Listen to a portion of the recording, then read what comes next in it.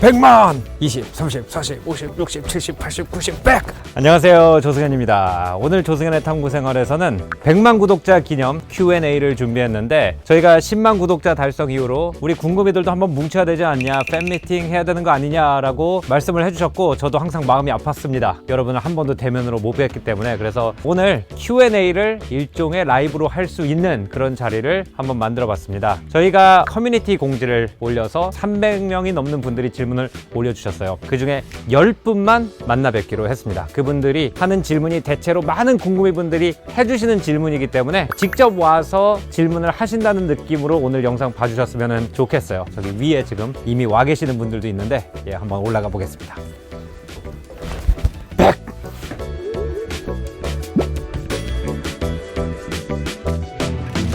저도요, 100만.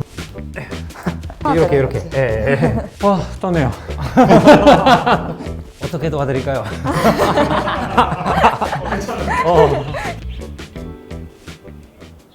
오늘 어떻게 오셨나요? 우선 이름은 홍은서이고요. 예. 인문사회, 철학 이런 거랑은 거리가 있는 삶을 살아왔어요. 예, 어느 전공이세요? 저 지금 화학 전공하고 있고 화학. 대학원 다니고 있어가지고 저도 화학이랑 거리가 살아왔습니다.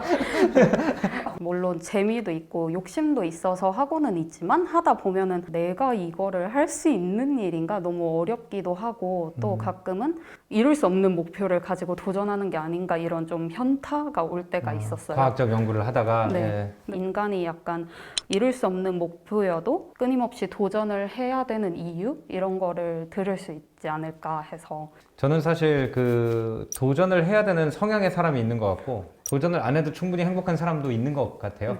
아까 말씀하신 인간이 굳이 이런 지식까지 알아야 되는지 아니면 이걸 아는 것이 인류에 도움이 되는지. 저도 이제 한때 대학에 다니면서 막 이런저런 사람 만나고 그랬을 때는 남이 모르는 뭔가까지 막 연구해내고 개발해내고 새로운 철학을 만들고 이런 사람들을 되게 동경했었던 것 같거든요.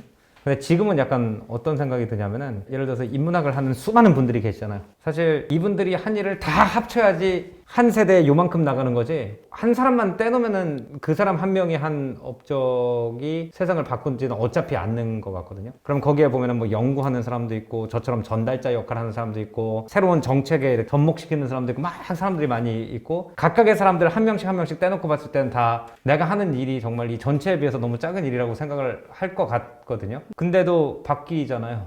제가 그냥 요즘 지식 세계에서 가진 태도는 내가 할 수 있는 만큼만 해도 되나 보다. 약간 이런 생각을 많이 해요. 오히려 거꾸로. 처음에는 좀 창피한 부분도 있었어요. 언젠가는 박사하기도 하고 논문도 펴내고 뭐 이런 꿈이 또 한편에는 있었기 때문에 좀 진짜 막 학계에 종사하는 분들도 있는데 남이 다 만들어 놓은 거 가지고 막 대중적인 일만 하는 거 아닌가, 약간 그런 현타? 아까 말씀하신 그런 것도 저도 왔었는데 그냥 생각해 보니까 또 교수님들끼리만 알고 있으면 또 뭔 재미예요, 그잖아요. 그러니까 뭐 이런 책이 읽어보니까 뭐 이렇게 재밌는 내용이 있네 해가지고 또 알려주는 사람도 필요한 거고 받아들이는 사람도 알고 싶은 깊이가 다 다르잖아요. 그러니까 진짜 내가 여기까지 알고 싶은 사람이 있다면 그냥 교양으로 그냥 살짝 알고 싶은 사람도 있고, 그러니까 여러 깊이에서 여러 가지 일을 하는 사람이 필요하구나. 그냥 인문학 생태계에서도 약간 그런 생각하면서 그냥 그 생태계에서 내가 버섯 정도의 역할을 해도 버섯도 예쁘니까. 네. 근데 저는 그렇게 생각해요. 안녕하세요. 환영합니다. 저는 이제 그림을 그리는 일을 하는 프리랜서 작가인데 영미권 나라에서 한 10몇 년간 하다가 이제 한국에 돌아왔는데 회화? 네, 예. 페인팅. 되게 막막하더라고요. 이제 제가 그리는 것들이 되게 세고 막 이러다 보니까 프리랜서로서 막막한 부분들이 많은데 이제 작가님께서 프리랜서의 삶을 이제 고르시고 나 프리랜서 하기 진짜 잘했다, 이렇게 살기 잘했다 생각하실 때가 언제인지. 프리랜서로 살기 잘했다 할 때는 아침 9시죠. 아침 9시 아직도 침대에 있을 때. 저는 프리랜서의 가장 큰 장점은 시장에서 나를 보호해주는 사람이 없는 거라고 생각을 해요. 왜냐면 시장은 굉장히 솔직하잖아요. 직장을 다니는 친구들이 프리랜서들보다는 덜 날카롭다? 약간 이런 생각을 가끔씩 하거든요. 오히려, 네. 근데 그 이유가 뭐냐면은 진짜 그 그림을 통해 가지고 커리어를 자기 손으로 만든 분들을 보면 그 파격이 시장에서 원하는 방향으로 상당히 맞춰진 파격의 가능성이 많거든요. 맞죠. 그쪽에도. 그죠? 맞죠. 그러니까 거기 있다고 무슨 내가 하고 싶은 건 다 할 수 있는 거 아니잖아요. 근데 그거를 그렇죠. 내가 직접적으로 수용을 해야 된다는 게 저는 프리랜서의 가장 큰 장점이라고 봐요. 누군가가 나한테 안사라고 한다는 얘기를 갖다 내가 들어야 된다는 거. 그러면서 아 이건 내 취향일 뿐이구나. 그냥 내 고집이구나. 네. 모든 사람이 이걸 다 아름답다고 생각 안 하는구나라는 걸 끊임없이 이렇게 제가 직면할 수 예, 있는. 직면할 수 있다는 거는 저는 진짜 근데 그게 되게 힘들기도 한데 그쵸.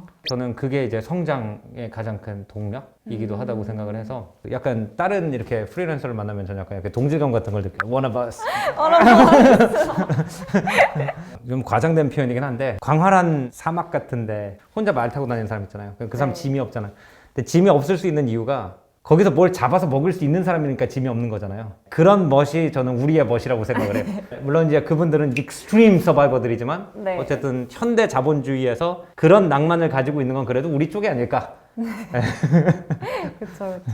제가 생각했을 때 공구이분들이 만나고 싶어하는 분이 조승연 작가님이잖아요. 그렇다면 조승연 작가님이 만나고 싶은 사람은 누구일까? 이게 저는 궁금해서. 오케이, 일단 드웨인 존슨. 네, 더 록.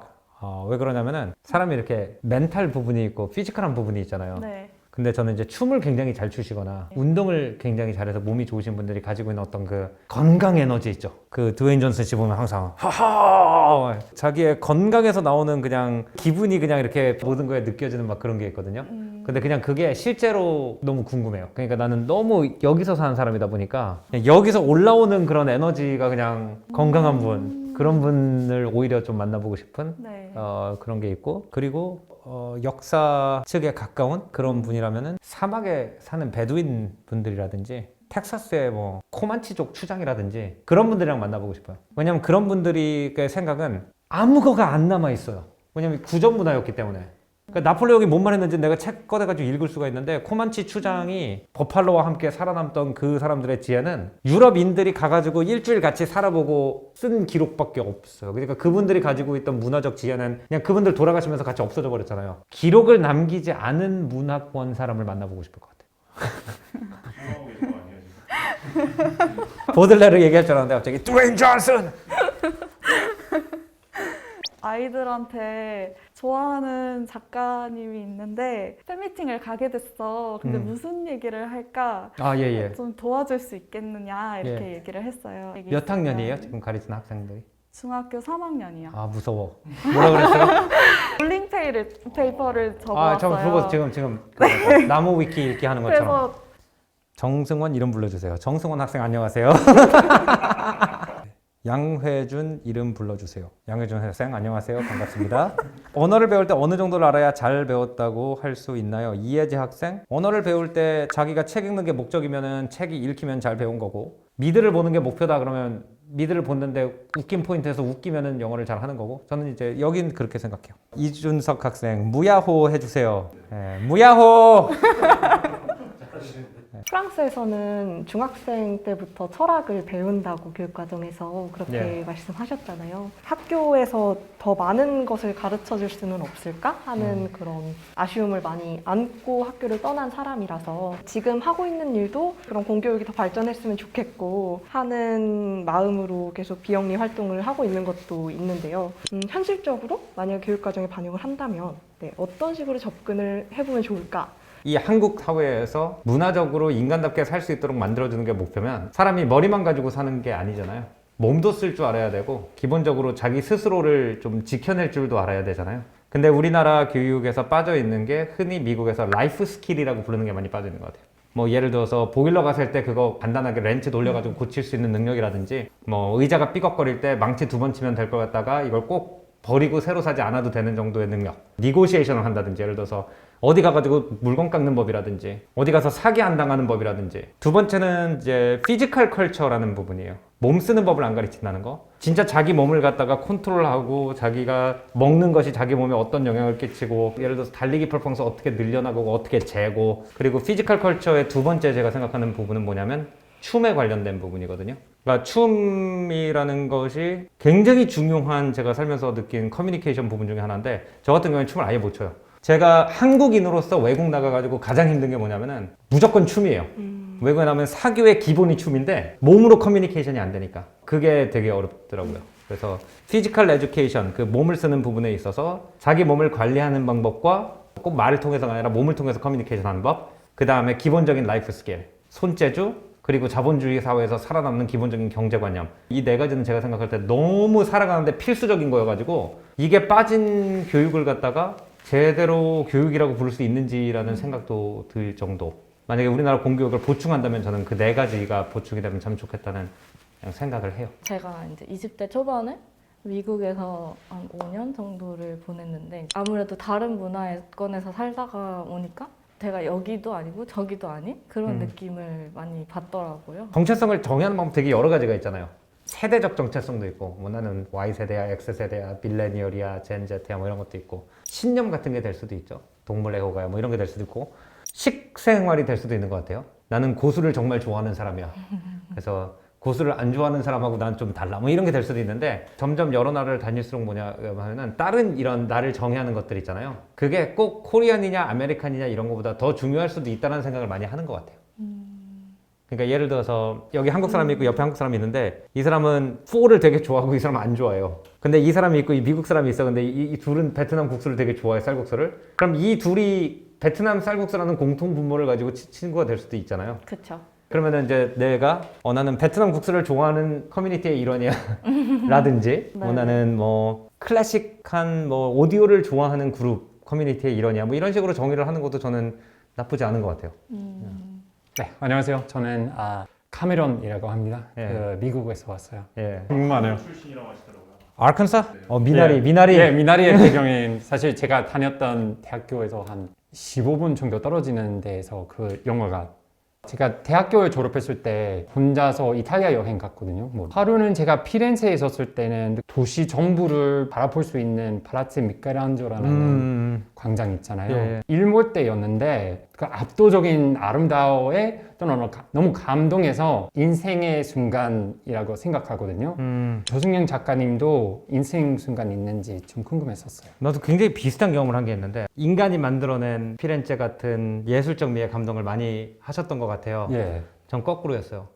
저는 이제 미시간주에 처음 갔을 때 땅이 그렇게 평평한 걸 처음 봤어요. 미국 길 쫙 똑바로 돼가지고 굴곡도 없고 이 길을 달리고 있는데 해가 지고 있었거든요. 해가 초록색, 보라색, 오렌지색, 빨간색 이렇게 다 층층. 예, 미국의 그 평야 가면 볼 수 있는. 예. 그러니까 해가 지는데 나는 초록색과 보라색을 처음 본 거예요.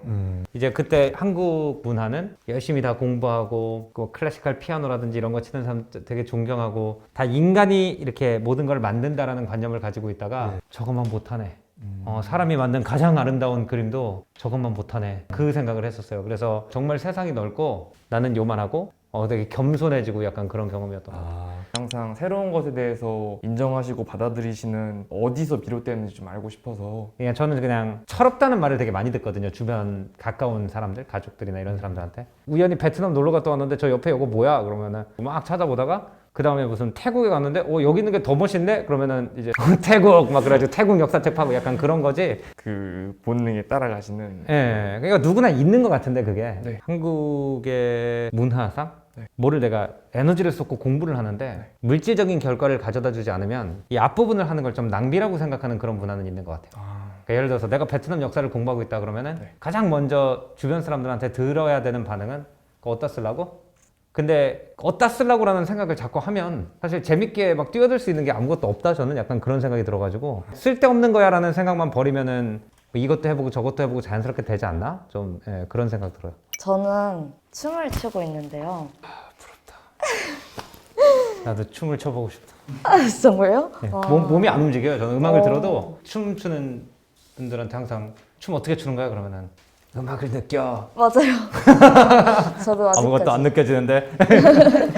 작가님도 좋아하는 일을 하고 계신 거잖아요. 예. 근데 저는 제가 좋아하는 일을 함에도 불구하고 의심이 되는 순간들이 점점 많아지기 시작을 하는 거죠. 그래도 그런 순간들이 있잖아요. 아, 내가 그래도 이 일을 계속 할 수 있구나.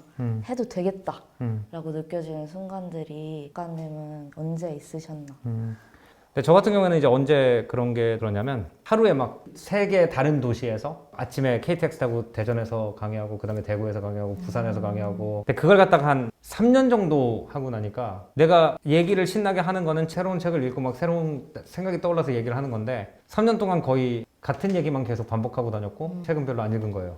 그때부터 제가 굉장히 훈련한 게 뭐냐면은 안 할래요라는 말을 하는 법을 연습을 되게 많이 했던 것 같아요. 근데 그게 되게 의아한 약간 네. 거거든요. 이제 생계에 도움이 되는 일이 있는데 네. 그걸 안 한다는 이유가 몸이 아파서 그런 것도 아니고 네. 가족 행사가 있어서 그런 것도 아니고 공부 좀 하려고요. 이러면은 사람들이 되게 당황스러워하긴 하는데 근데 그거를 하기 시작하게 된 용기는 저는 이 유튜브라는 플랫폼이긴 했어요. 이거는 계속 새로운 책 읽고 나가지고 한 번만 얘기하잖아요. 그러니까 재밌더라고요.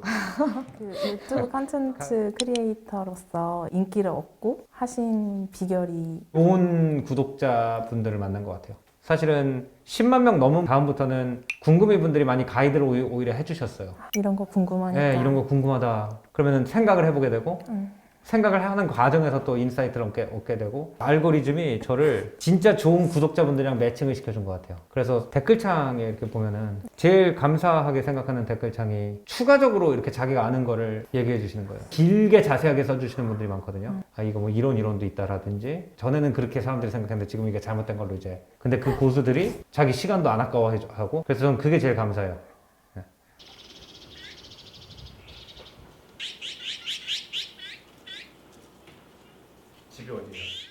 광주요.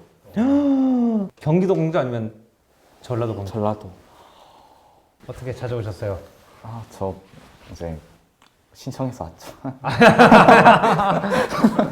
제가 이제 물어보고 싶은 건 이제 어떻게 인생을 살아야 되냐. 그러니까 세상 급격하게 변하고 있는데 내가 그 급격하게 변하고 있는 걸 따라갈 수 있나? 무서운 거예요. 그러니까 멀어지고 있는 느낌이 뭔가 그러니까 내 목표 지점이 고정돼 있으면 내가 열심히 노력하면 이게 점점 가까이 와야 되는데 20대면 여기까지 가면은 이만큼 가까워졌겠지 생각을 했는데 여기까지 갔는데 이건 또 여기 빡 가 있고 근데 그거는 진짜 뭐 안타까운 말씀이지만 원래 그래 사는 게 원래 그래 뭐라고 얘기를 해야 될지 모르겠어. 그래가지고 우리가 생각할 때 외형적으로 봤을 때 되게 와 저분은 성공했다라는 분들도 다 물어보면은 자기가 평균이 또 안 되는 것 같다고 해가지고 또 뛰고 막 약간 이런 것들이 있는 것 같거든요. 그래서 인생을 경주로 안 생각해 보는 건 어떨까?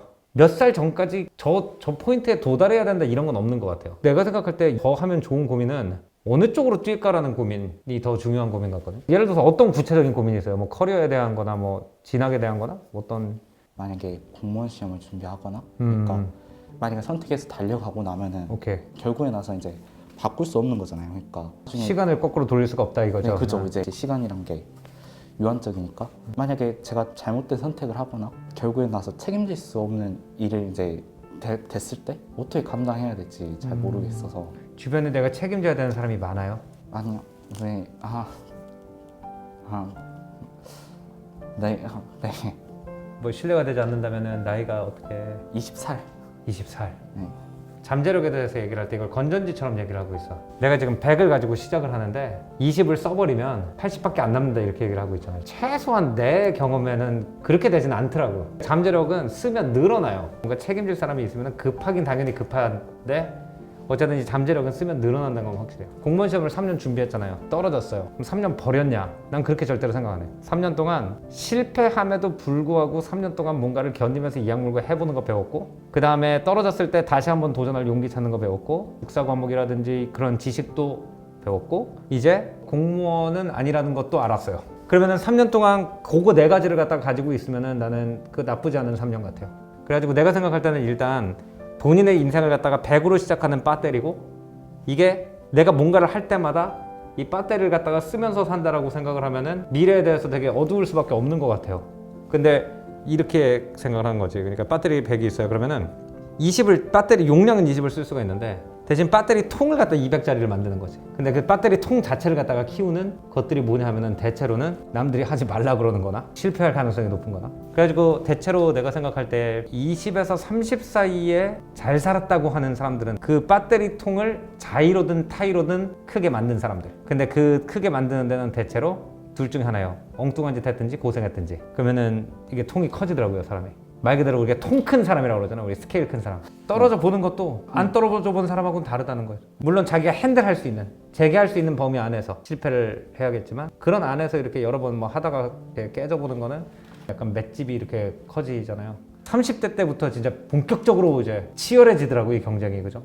20대 때 이렇게 맷집이 키워져 있는 사람들이 겁이 없으니까 구상에서 실행으로 가는 게 되게 빨라요. 지금 그냥 소모된다는 생각만 안 하면 될 것 같아요. 20대는 소모시킬 수가 없어. 영구적인 어떤 리차지가 있어. 약간 아, 그럼 소모되지 않지. 태양은 이렇게 많은 에너지를 우리한테 퍼주면서도 소모되지가 않는데. 오늘 화이팅. 화이팅입니다. 네.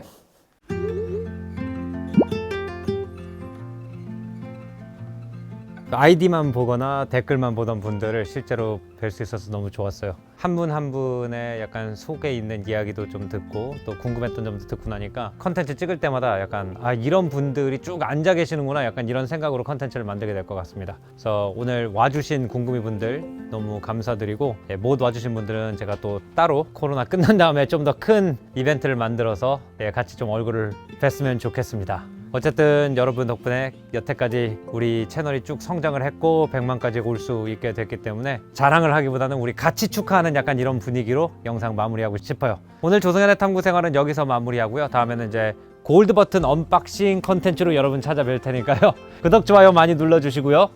전 다음 시간에 찾아뵐게요. 안녕히 계십시오.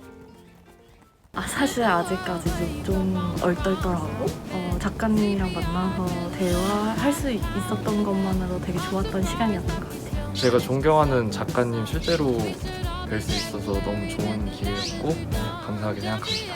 적게 일하고 많이 보셨으면 하는 마음 반, 소처럼 일해주셨으면 하는 마음 반인데 앞으로도 좋은 컨텐츠 정말 꾸준히 많이 나왔으면 좋겠고, 가서 너무 떨렸는데 너무 잘 이제 대답해주시고 해서 그냥 행복했습니다. 앞으로 뭐 이런 기회가 올지 모르지만 영상으로나마 작가님의 생각을 앞으로도 더 재밌게 볼 수 있을 것 같은 원동력이 되는 시간이었던 것 같습니다. 상황 때문에 뭐 좀 힘들게 사는 사람이 있는데 이 동영상 보면서 뭔가 대리만족 많이 느끼는 사람이 있지만 그 본인도 그 만족하면서 동영상 만들 수 있었으면 좋겠어요.